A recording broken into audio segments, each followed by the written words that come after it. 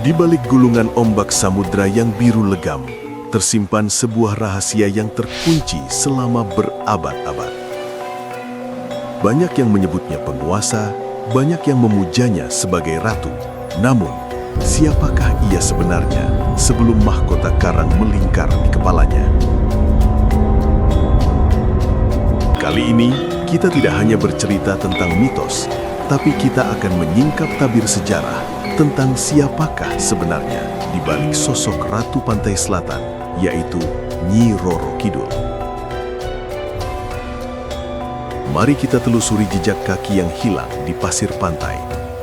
Jejak Sang Ratu Pantai Selatan.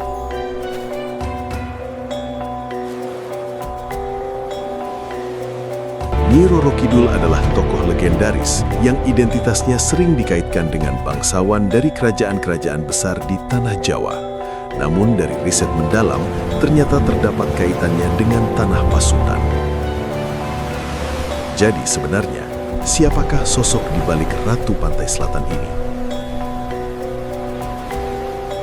Kisah ini bermula di Kerajaan Pajajaran, sekitar abad ke-14 hingga ke-16.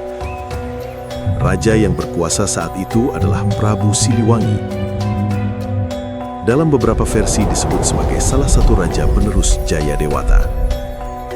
Ia memiliki beberapa permaisuri dan selir, di antaranya yang terkenal adalah Nyai Ambetkasih, Nyai Subang Larang, dan Kentring Manik Mayang Sunda. Karena ia adalah raja terbesar Pajajaran, jumlah istri dan anak-anaknya sangat banyak.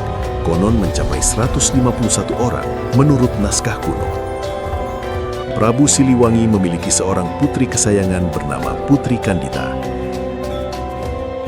Ia adalah putri dari permaisuri yang sangat cantik dan memiliki sifat yang arif bijaksana. Putriku, ingatlah selalu bahwa kebijaksanaan sejati datang dari hati yang tulus dan pikiran yang jernih. Namun tidak ada data ataupun sejarah yang mengungkap nama permaisuri tersebut.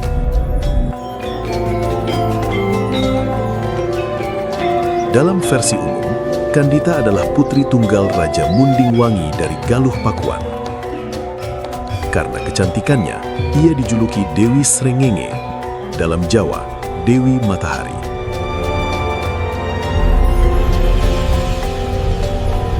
Karena statusnya sebagai anak dari permaisuri, bukan selir, Kandita memiliki hak yang sangat kuat untuk mewarisi tahta Pajajaran. Inilah yang memicu kecemburuan besar dari para selir lainnya. Salah satunya Dewi Mutiara. Dewi Mutiara ingin putranya dapat menjadi raja tanpa ada rintangan di kemudian hari, sehingga ia berusaha menyingkirkan Kandita. Dewi Mutiara menghadap raja dan memintanya untuk menyuruh Kandita pergi dari istana. Raja berkata bahwa ia tidak akan membiarkan siapapun yang ingin bertindak kasar pada putrinya. Mendengar jawaban itu, Dewi Mutiara tersenyum dan berkata manis sampai raja tidak marah lagi kepadanya.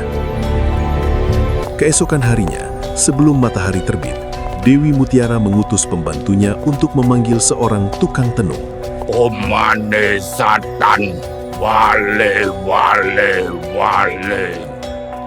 Dia menyuruh sang dukun untuk meneluh Kandita. Pada pagi harinya, putri Kandita dan ibundanya terbangun dengan tubuh penuh borok, bisul, dan mengeluarkan bau busuk yang tidak tertahankan. Dalam legenda, ibunda putri Kandita digambarkan sebagai sosok ratu yang cantik dan lembut. Namun ia menjadi korban pertama dari sihir atau guna-guna yang dikirimkan oleh para selir yang iri. Dalam banyak penuturan, sang permaisuri meninggal dunia karena tidak kuat menahan penderitaan penyakit kulit yang dikirim secara gaib. Raja mengundang banyak tabib untuk menyembuhkan Kandita, serta sadar bahwa penyakit tersebut tidak wajar, pasti berasal dari guna-guna. Dewi Mutiara memaksa sang raja untuk mengusir putrinya, karena dianggap akan mendatangkan kesialan bagi seluruh kerajaan Pajajaran. Saya datang membawa pesan penting yang akan mengubah nasib kerajaan ini, Tuanku Raja. Pilihan ada di tangan Anda. Karena sang raja tidak menginginkan putrinya menjadi gunjingan di seluruh kerajaan, dan mendapat tekanan politik akibat dari para selir yang memprovokasi rakyat dan pejabat istana, Sesuatu yang buruk akan terjadi. mengatakan bahwa keberadaan Kandita di istana akan mendatangkan malapetaka bagi seluruh kerajaan Pajajaran. Istana diselimuti awan gelap.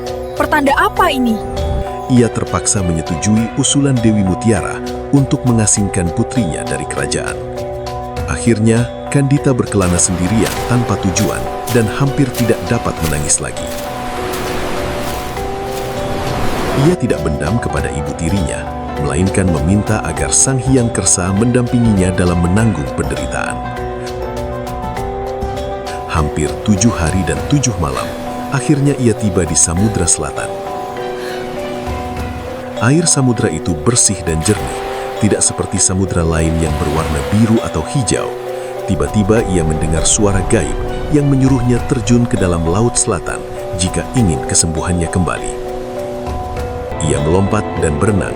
Air samudra selatan melenyapkan bisulnya tanpa meninggalkan bekas, malah membuatnya semakin cantik. Namun, ia tidak kembali ke daratan sebagai manusia.